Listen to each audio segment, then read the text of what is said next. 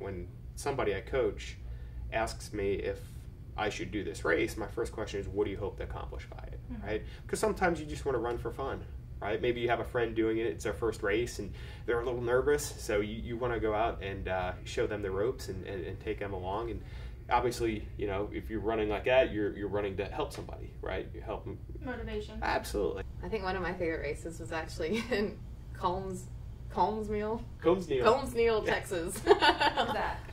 It's up in like East Texas, up by Tyler, isn't it? Close North to of Tyler? Jasper, I think. Okay. So Yeah.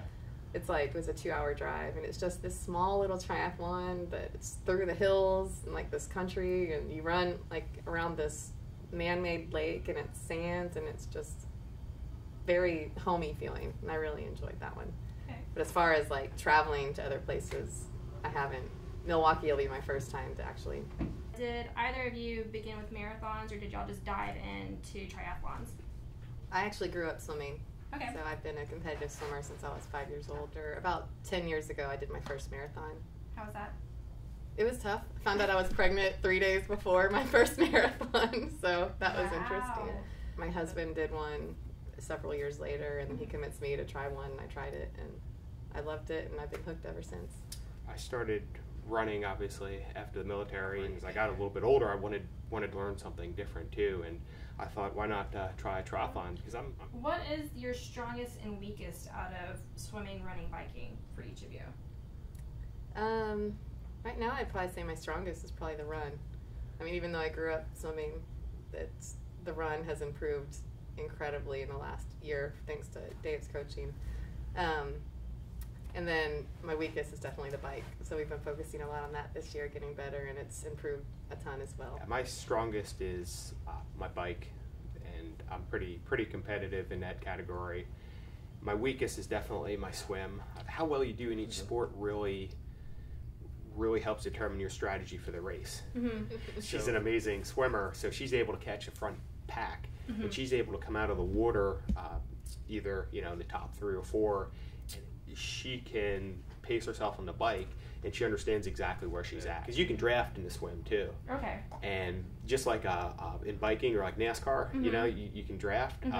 You can do the same thing swimming, and it's actually really effective. You save a tremendous amount of energy drafting off of somebody faster than you. So that's what drew you to the sport, and do you have any family members that compete? Well, my husband got me involved, and then he's like, maybe you should try it, because I had done a marathon, and I grew up swimming. The bike was a whole new thing for me.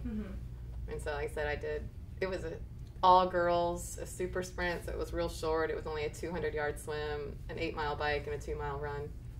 And I said I got hooked, and been going since. What drew me to the sport was a challenge.